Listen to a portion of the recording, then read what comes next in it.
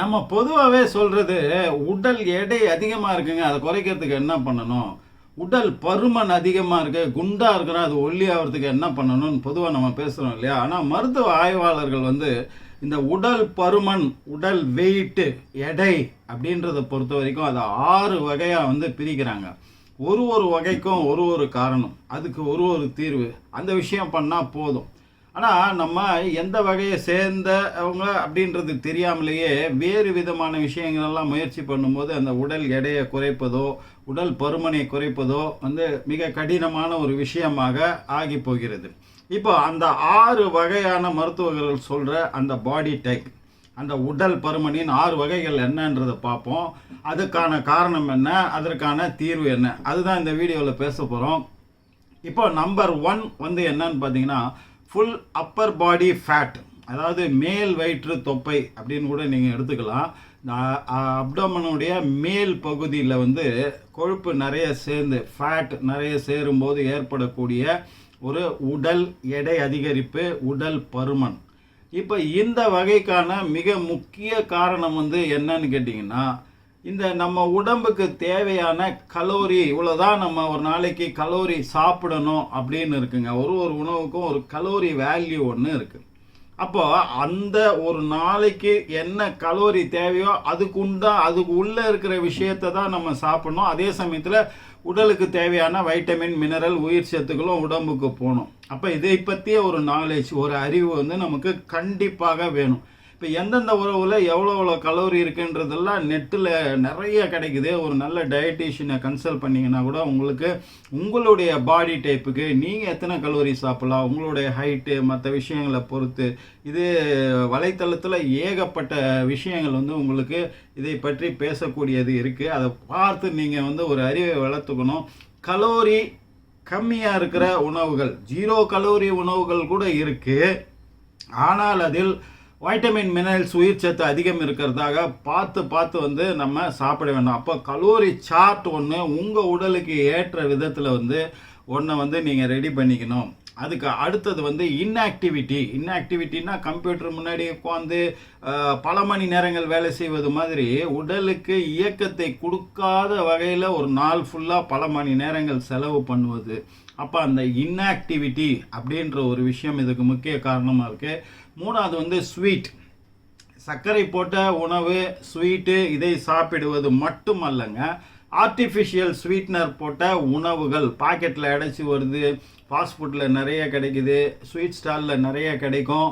இந்த மாதிரியான உணவுகள், ட்ரிங்க்ஸு, குளிர்பானங்கள்லேருந்து பாட்டில் அடைச்சி வருது, பாக்கெட்டில் அடைச்சி வர்ற விஷயங்கள், இந்த ஆர்டிஃபிஷியல் ஸ்வீட்னர் போட்ட விஷயங்களை அதிகமாக சாப்பிடுவதனால இந்த விஷயம் நடக்குது. இப்போ இதுக்கு என்ன தீர்வு அப்படின்னு பார்த்தீங்கன்னா, ஜாகிங், சைக்கிளிங், வாக்கிங் அந்த மாதிரியான விஷயங்கள் நிறைய பண்ணலாம். ஸ்விம்மிங் நிறைய பண்ணலாம்.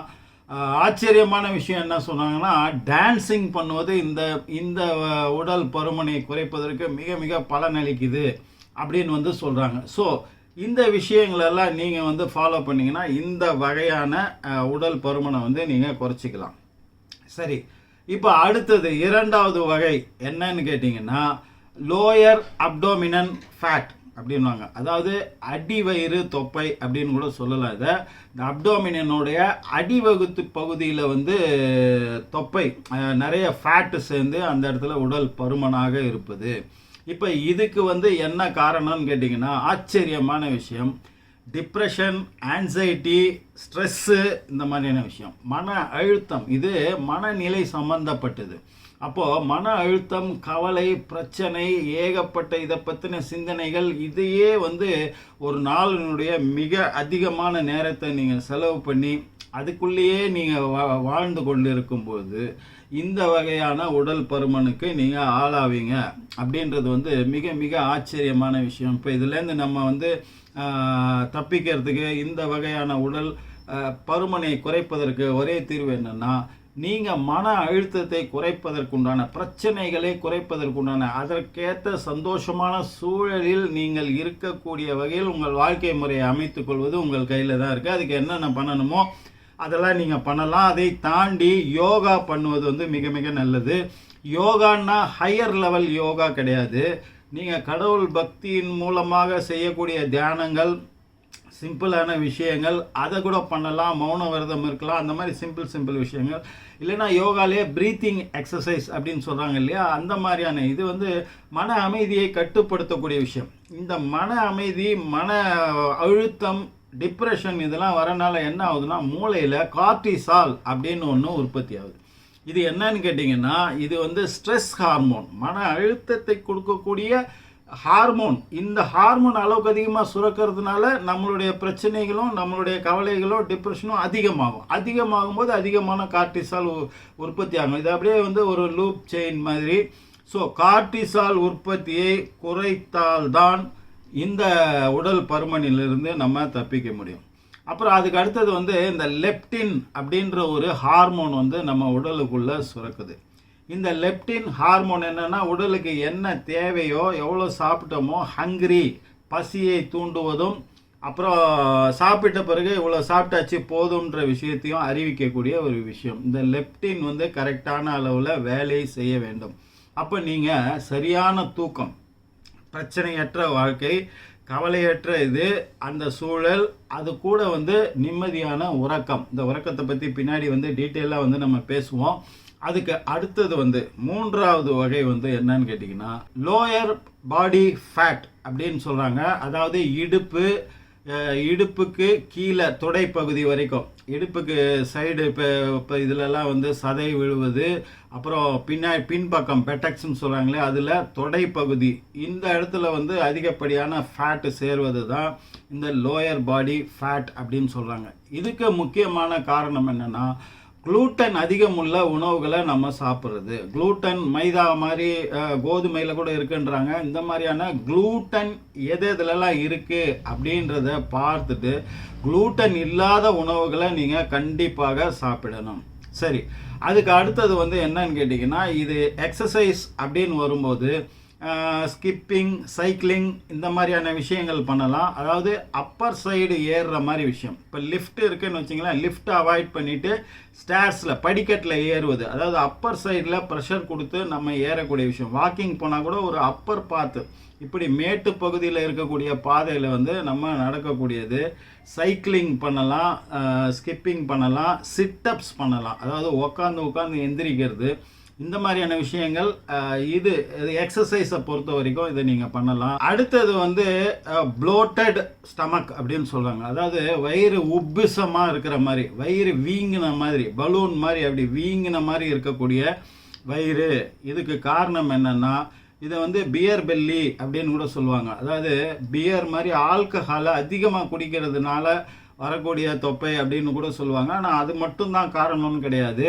கார்பனேட்டட் வாட்டர்ஸ், இப்போ பெப்சி, கோக்கு, இந்த மாதிரியான விஷயங்கள் வந்து அளவுக்கு அதிகமாக சாப்பிடுவது. அப்போ அந்த கார்பனேட்டட் வாட்டர்ஸை வந்து அதிகம் சாப்பிடக்கூடாது. இப்போ கேஎஃப்சியோ மற்ற ரெஸ்டாரண்ட்லலாம் போனீங்கன்னா ஒரு சாப்பாட்டு கூட இந்த கோக்கு, பெப்சி இந்த மாதிரி ஏன் வைக்கிறாங்க தெரியுங்களா? இது வந்து பசியை அதிகம் தூண்டக்கூடிய தன்மை உள்ளது. அதுக்கப்புறம் நீங்கள் சாப்பிட்ட உணவு போதும் அப்படின்ற அறிவிப்பு. நம்ம லெப்டின் அப்படின்ற ஹார்மோன் பற்றி சொன்னோம் இல்லையா, இந்த லெப்டின்ற ஹார்மோன் இதை தான் இந்த ஹங்கிரி, பசியையும் பசி நிறைவையும் மூளைக்கு சொல்லக்கூடிய முக்கியமான ஹார்மோன். இப்போ இந்த ஹார்மோன் தான் உங்களுக்கு பசி எடுக்குது, நீங்கள் சாப்பிட்லாம் அப்படின்ற விஷயத்தை மூளை மூலமாக உங்களுக்கு சொல்லுவது. அப்போ அதன் மூலமாக நீங்கள் சாப்பிட்ட உடனே தேவையான உணவை சாப்பிட்டாச்சு அப்படின்ற அறிவிப்பையும் மூளைக்கு சொல்லி அதன் மூலமாக உங்களுக்கு சொல்லுவது. ஸோ அதுக்கப்புறம் நீங்கள் சாப்பிட மாட்டீங்க.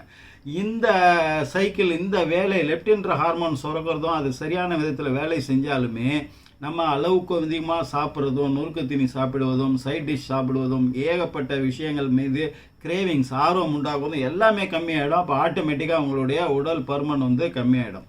இப்போ இந்த கார்பனேட்டட் வாட்டர் அப்படின்றது, ஆல்கஹால், இந்த மாதிரியான விஷயம் சாப்பிடும்போது இந்த லெப்டின் அப்படின்ற ஹார்மோன் சுரக்குவது கட்டுப்படுத்தப்படுகிறது, இல்லை சுரக்காமையே கூட போயிடுது. அப்போ அளவு கட்டுப்பாடு இல்லாமல் சாப்பிடுவது, இப்போ பொருட்களின் மீது அதிகமான ஆர்வம், சாப்பிடும் ஆர்வம் உண்டாவது, பசி எடுக்கலை எல்லா நேரத்துலையுமே சாப்பிடுவது அப்படின்றது தான் இந்த வகைக்கான காரணம். அப்போ இதெல்லாம் நீங்கள் வந்து கண்டிப்பாக அவாய்ட் பண்ணாலே இந்த உடல் பருமன் வகையிலேருந்து நம்ம தப்பிச்சுக்கலாம். அடுத்த வகை வந்து லோயர் பாடி ஃபேட்லேயே இந்த முழங்கால்களுக்கு கீழே கீழ்ப்பகுதி வந்து வீங்கின மாதிரி இருப்பது, அது பருத்து போவது, அந்த இடத்துல போய் கொழுப்பு மாதிரி சேர்ந்து அது வந்து பருமனாக இருக்கிற மாதிரியான ஒரு தோற்றத்தை உண்டு பண்ணுவது.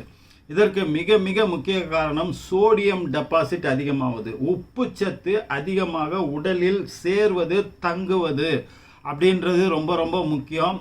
இந்த சோடியம் உப்பு சத்து உடலில் இந்த குறிப்பிட்ட இடத்துல தங்கக்கூடிய அளவு வரும்போது இந்த மாதிரியான பிரச்சனைகள் வரும். அப்போ சிம்பிளாக என்னென்னா நிறைய தண்ணி குடிக்கணும்.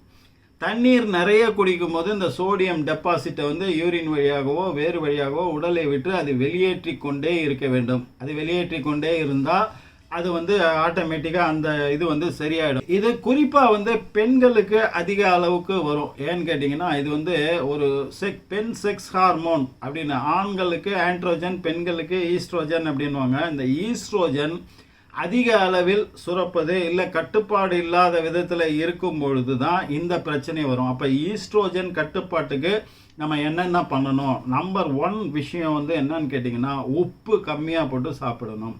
உப்பு சத்து உள்ள விஷயங்களை கம்மி பண்ணணும். அதுக்கப்புறம் ஆர்டிஃபிஷியல் சால்ட், அந்த உப்பு தன்மையை செயற்கை தன்மையாக, இப்போ ஃப்ரெஞ்சு ஃப்ரைஸ் மாதிரி விற்கிறாங்க, அப்புறம் பாக்கெட்டில் விற்கிற அந்த இந்த சுவை கூட்டப்பட்ட அந்த சிப்ஸு மற்ற வகைகள்லாம் இருக்கு இல்லையா, இதிலெல்லாம் அந்த ஆர்டிஃபிஷியல் சால்ட், அந்த கெமிக்கல் சேர்ந்த அந்த உப்பு சத்தை கூட்டக்கூடிய அந்த விஷயம், இதெல்லாம் 100% வந்து நீங்கள் அவாய்ட் பண்ணணும். இந்த சால்ட்டில் ஒரு கண்ட்ரோல் வந்துட்டாலே ஈஸ்ட்ரோஜன் கண்ட்ரோல் வந்து உங்களுக்கு வந்துடும். ஈஸ்ட்ரோஜன் கண்ட்ரோல் வந்தாலே சோடியம் டெபாசிட் அப்படின்றது வந்து அங்கே கம்மியாயிடும். அது கூட சேர்ந்து நீங்கள் வாட்டர் டீஹைட்ரேட் ஆகாமல் ஹைட்ரேட்டடாக உங்கள் உடம்பை நீங்கள் வச்சுருந்தாலே இந்த சோடியம் டெபாசிட் உங்கள் உடலை விட்டு வெளியேறிவிடும். அதுக்கு அடுத்தது வந்து 30 நிமிஷத்துக்கு மேலே ஒரு இடத்துல உக்காந்து நீங்கள் வேலை செய்யக்கூடாது. அப்படி செய்யும்போது ஆட்டோமேட்டிக்காக அந்த முழங்காலுக்கு கீழ் பகுதியை நோக்கி இந்த சோடியம் டெபாசிட்டு ரத்த ஓட்டத்தின் மூலமாகவும் பிற விஷயங்கள் மூலமாக அங்கே போய் சேரும் அப்படின்னு சொல்லி வல்லுநர்கள் சொல்கிறாங்க. இப்போ அந்த மாதிரி நேரம் வரும்போது 30 நிமிஷத்துக்கு மேலே வந்து எந்திரிச்சு நீங்கள் நடப்பதோ படுப்பதோ இல்லை வேறு விதமான வேலைகள் செய்வதோ, குறிப்பாக படுத்துக்கிட்டு இந்த காலை தூக்கி சவுத்து மேலே வச்சுட்டு, அதாவது அப்பர் சைடில் வந்து கால் இருக்கிற மாதிரி கொஞ்ச நேரமாச்சும் நீங்கள் இருக்கணும்.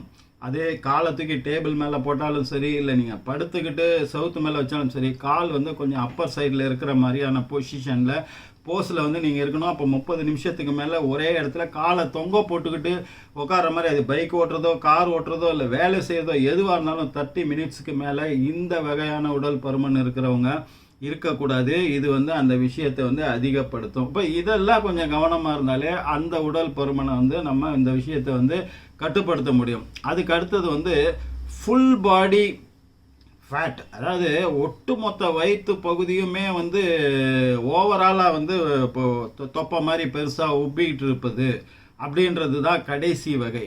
இது வந்து என்னென்னா இது கூட சேர்ந்து பின்னாடி பெட்டக்ஸ்னோட பகுதி வந்து அப்பர் சைடில் வந்து அந்த ஃபேட், இது ரெண்டும் இருக்கும்போது இதுதான் ரொம்ப வந்து மிக மிக மோசமான உடல் பருமனினோட வகை.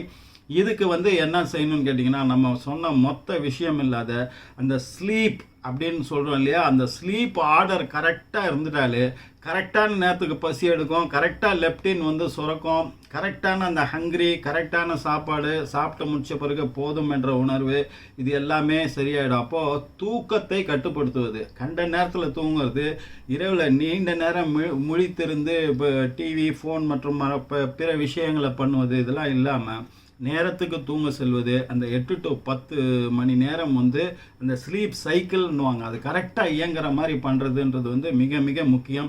அதுக்கப்புறம் வந்து நம்மளுடைய ஃபைபர் சத்து அதிகம் உள்ள உணவு, கலோரி சார்ட் ஒன்று கண்டிப்பாக வச்சுக்கிட்டு அதை ஃபாலோ பண்ண வேண்டியது, சிறிய சிறிய எக்ஸசைஸு. இப்போது நம்ம ஒட்டு மொத்தமாக இதை சம்மரைஸ் பண்ணி பார்த்தோம்னா என்ன தேவை நமக்குன்னு பார்த்தீங்கன்னா, ஃபஸ்ட்டு வந்து உடல் வந்து டீஹைட்ரேட் ஆகாமல் இருக்கிறதுக்கு தண்ணீர் கரெக்டான அளவில் தினம் சாப்பிட்றோமா அப்படின்றத பார்க்கணும். அப்புறம் சாப்பாடுன்னு வரும்போது என்ன சாப்பிட்றோம், நம்ம உடலுக்கு தேவையான கலோரி உணவுகளை வந்து நம்ம சாப்பிட்றோமா, அதிகமாக சாப்பிட்றோமா அப்படின்றது. கார்பனேட்டட் வாட்டரையோ ஸ்வீட்னர் போடப்பட்ட இதுவோ ஆர்டிஃபிஷியல் சால்ட் போடப்பட்ட உணவுகளையோ 100% தவிர்க்க வேண்டும். குளூட்டன் இல்லாத உணவுகளை வந்து சாப்பிட வேண்டும். நீர்ச்சத்து உள்ள அதிக உணவுகளை வந்து சாப்பிட வேண்டும். இது எல்லாமே அடுத்தது யோகா மாதிரியான விஷயங்கள், இல்லை தியானம் மாதிரியான விஷயங்கள், இல்லை ஃபாஸ்டிங் அப்படின்ற விஷயங்கள், இதை வந்து ரெகுலராக பண்ணுறது வந்து பழக்கப்படுத்திக்கணும்.